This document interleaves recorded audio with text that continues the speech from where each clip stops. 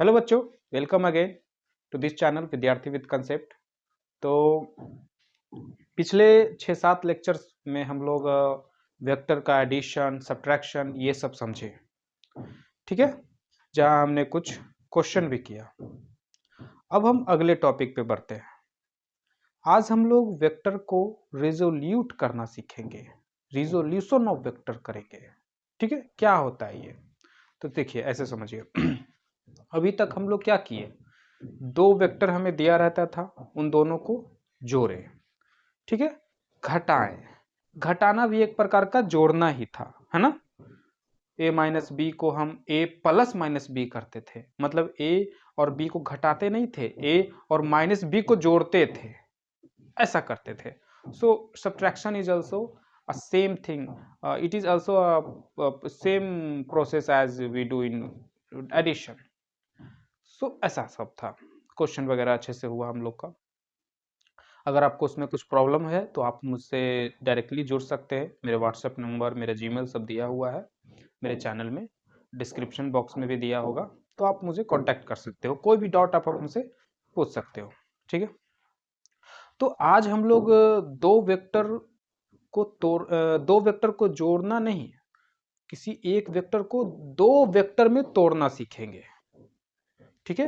किसी एक वेक्टर को किसी उसको दो भाग में दो वेक्टर के रूप में स्प्लिट करेंगे, जस्ट उल्टा जो पहले हम लोग किए थे, ठीक है। एक इसे एग्जांपल से समझते हैं।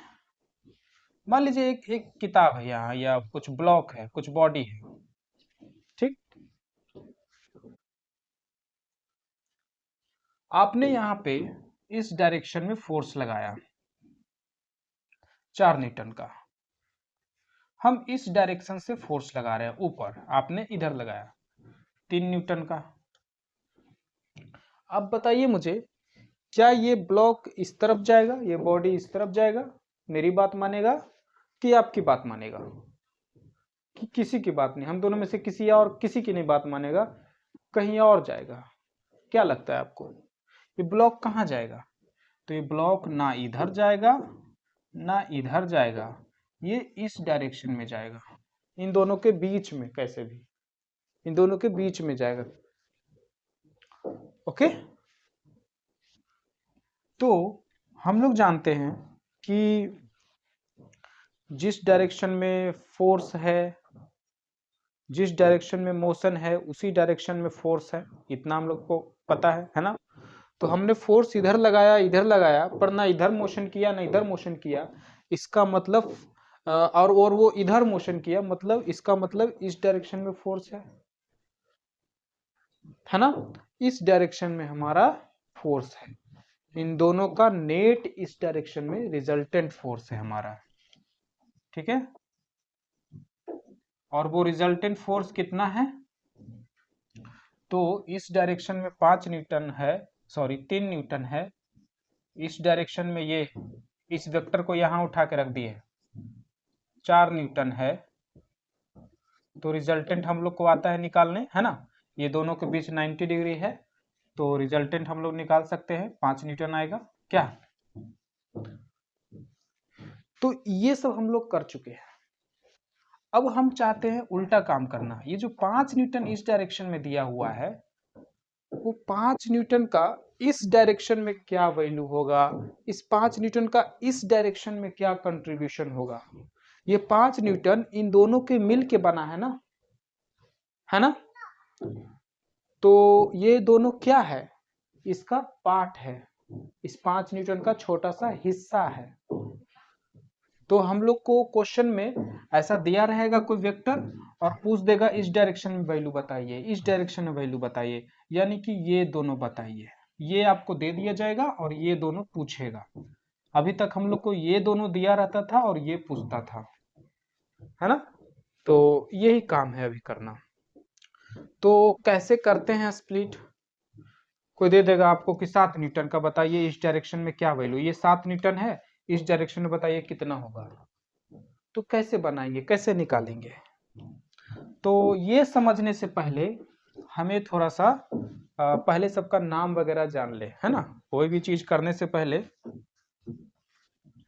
उससे जुड़े चीजों को जानते हैं पहले, है ना, समझते हैं, उनका नाम वगैरह देते हैं। तो ये 5 न्यूटन कौन है, ये कौन है, इन दोनों से क्या रिश्ता है इस 5 न्यूटन का। तो ये 5 न्यूटन इन दोनों का रिजल्टेंट है ना। तो इसे लिखते हैं 5 Newton is a resultant of 3 and 4 Newton. ठीक है, 5 न्यूटन इन दोनों का रिजल्टेंट है। ये दोनों 5 न्यूटन को क्या लगता है, इन दोनों का क्या रिश्ता है 5 न्यूटन से। तो ये दोनों एक छोटा सा हिस्सा है 5 न्यूटन का, है ना। तो हम कहेंगे कि 4 Newton and 3 Newton R component of 5 Newton. तो कंपोनेंट कहते हैं, ठीक है। तो कैसे निकालेंगे, है ना।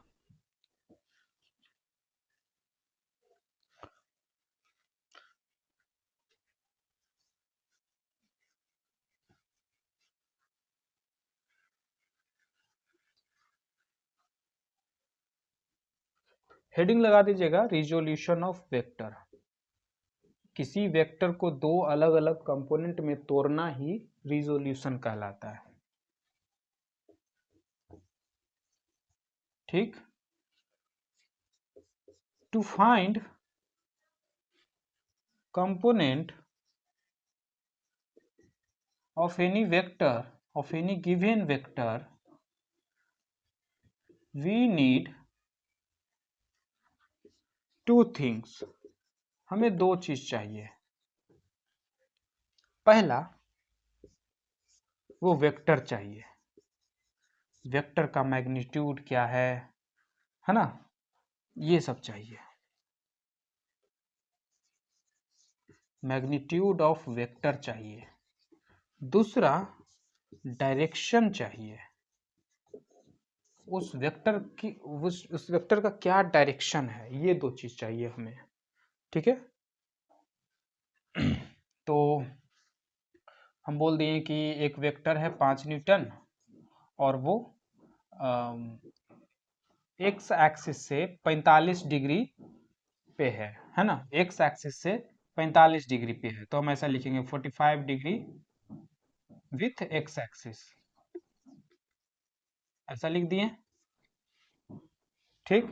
तो ये एक्स एक्सिस, ये वाई एक्सिस, और ये एक वेक्टर है, इसका वैल्यू 5 न्यूटन है और एक्स एक्सिस से 45 डिग्री पे है।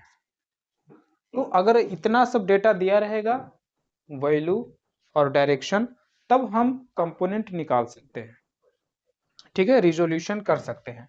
अब कैसे करेंगे, ये डेटा तो दिया हुआ है, करना कैसे है वो स्टेप अब समझते हैं।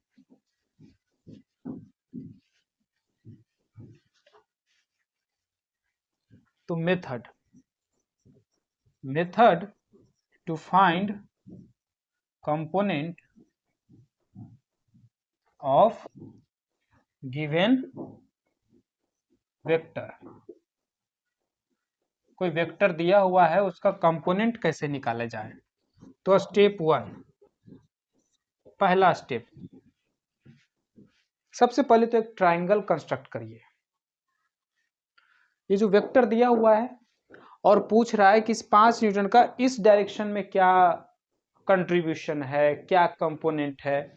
तो आप इस वेक्टर को, इस वेक्टर के सहारे और इस डायरेक्शन के सहारे, इन दो डायरेक्शन, एक ये हो गया वेक्टर लाइन और एक ये डायरेक्शन, इन दो के सहारे एक ट्रायंगल ड्रॉ करिए। कौन सा ट्रायंगल ड्रॉ करें, राइट एंगल ट्रायंगल ड्रॉ करिए, ठीक है। Construct a right angle triangle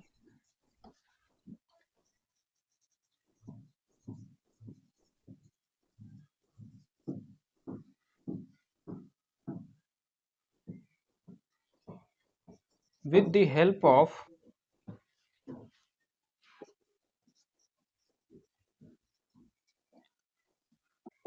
with the help of length of arrow of given vector, given vector के जो एरो होंगे उसके लेंथ की मदद से और डायरेक्शन की मदद से, इन दो की मदद से आप ट्रायंगल ड्रॉ करिए with the help of length of arrow of given vector and given direction. किस डायरेक्शन में आपको कंपोनेंट पूछा है वो तो दिया ही रहेगा, है ना। ठीक है, angle between vector and your direction, किस डायरेक्शन में है उस डायरेक्शन और उसके बीच का एंगल हमें दिया रहेगा। ठीक है, कहेगा 5 न्यूटन का किसी भी डायरेक्शन में कहेगा, मान लो पूछेगा कि इस डायरेक्शन में बताइए कंपोनेंट, तो आपको इन दोनों के बीच में एंगल जरूर दिया होगा। ठीक है,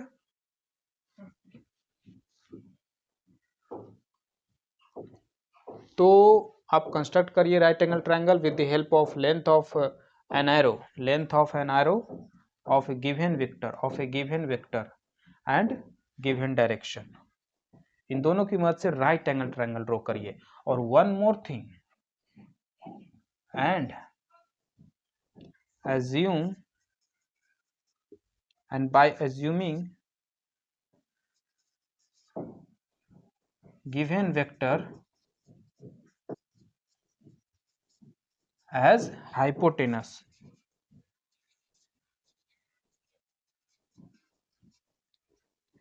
गिवन वेक्टर को आप हाइपोटेनस मान के चलिएगा।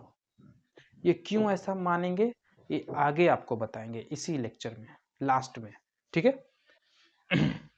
तो इतनी सारी बात, कोई बड़ी बात नहीं है, सिंपल सी बात है। राइट एंगल ट्रायंगल बनाइए, ये वेक्टर और जो जिस डायरेक्शन में आपसे पूछा है उस डायरेक्शन की मदद से आप एक राइट एंगल ट्रायंगल बनाइए।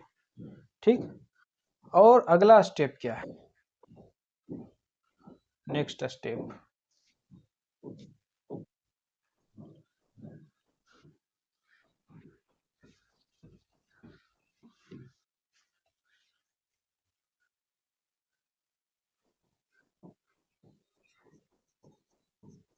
use trigo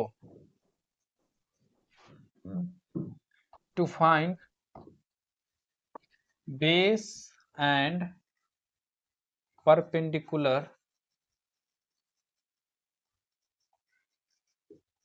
of your triangle।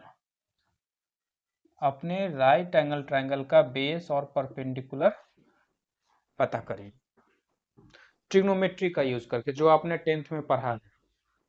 ठीक, अच्छा कैसे हम राइट एंगल ट्रायंगल ड्रॉ करें, तो इसको हाइपोटेनस मानोगे, ये एंगल हो गया, तो इसको जब हाइपोटेनस मानेंगे तो बस बच गया दो साइड और परपेंडिकुलर और बेस, तो ये हाइपोटेनस, तो हाइपोटेनस के ऑपोजिट में 90 डिग्री होता है ना।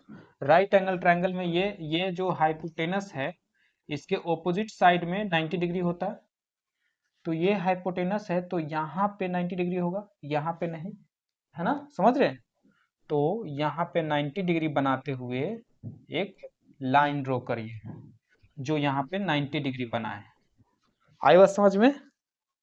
तो ये हो गया आपका परपेंडिकुलर, ये हो गया बेस, ये हो गया हाइपोटेनस। ये हाइपोटेनस आपका 5 न्यूटन है, परपेंडिकुलर नहीं मालूम, बेस नहीं मालूम, ट्रिगो यूज करेंगे निकाल लेंगे। ट्रिगो कैसे यूज करें, तो ये एंगल आपको मालूम है, हाइपोटेनस मालूम है, तो आप यूज करिए। परपेंडिकुलर मालूम करना है तो परपेंडिकुलर और हाइपोटेनस का रिलेशन कौन सा रेशियो देता है, साइन, तो साइन थीटा, साइन 45 बराबर परपेंडिकुलर बाय हाइपोटेनस। यहाँ से परपेंडिकुलर आपको मिलेगा साइन 45 का 1/√2, तो परपेंडिकुलर आ जाएगा आपको 5/√2, है ना। इसी तरीके से आपको बेस भी मिल जाएगा। ठीक है, इसे हम 45 डिग्री और 5 न्यूटन ना लिख के एक जनरल केस के लिए हम सॉल्व करते हैं, not only for 45 degree, it works not only in 45 degree but with many angles, है ना। तो हम एक जनरल लिख देते हैं। ठीक है, जनरल। यहाँ पे मान लेते हैं इस वेक्टर का वैल्यू ए वेक्टर है, ये ए वेक्टर है, थीटा एंगल से वही काम कर रहे हैं बट हम जनरली कर रहे हैं, जनरल में कर रहे हैं, ठीक। अब इसका मैग्नीट्यूड ए है और मुझे पी जानना है, तो साइन थीटा बराबर perpendicular by hypotenuse, perpendicular hypotenuse कितना है ए, इस वेक्टर का वैल्यू ए, यहाँ से पी बराबर हो जाएगा ए साइन थीटा। तो देखिए ये परपेंडिकुलर निकाल लिए। अब इसी तरीके से आप जब कॉस थीटा लगाओगे तो आपको बेस मिल जाएगा ए कॉस थीटा, ठीक है। तो इस तरीके से हम लोग परपेंडिकुलर और बेस निकाले। ये जो बेस है यही आपका ए वेक्टर का कंपोनेंट है और ये कंपोनेंट एक्स एक्सिस के अलोंग है, और ये जो परपेंडिकुलर है ये भी आपका ए वेक्टर का कंपोनेंट है और ये देखिए इस डायरेक्शन में है, वाई एक्सिस में, ठीक है। तो ये परपेंडिकुलर जो है ये आपका हो गया vector A in Y direction, Y के अलोंग कितना इसका कंपोनेंट है, ठीक, और वैल्यू कितना है ए साइन थीटा, ठीक। और यहाँ पे हम वेक्टर साइन दिए ना, तो इधर हमें मैग्नीट्यूड और डायरेक्शन दोनों देना चाहिए, तो ये तो मैग्नीट्यूड हुआ, डायरेक्शन क्या, तो वाई के डायरेक्शन क्या लिखे उसको, तो उसको वाई कैप लिखो या आप जे कैप भी लिख सकते हो, ठीक है, वाई या जे कैप। ये बेस जो है ये क्या दिखा रहा है, ये बेस का जो वैल्यू है ये ए वेक्टर का value in Y direction, sorry in X direction, तो कितना है ए कॉस थीटा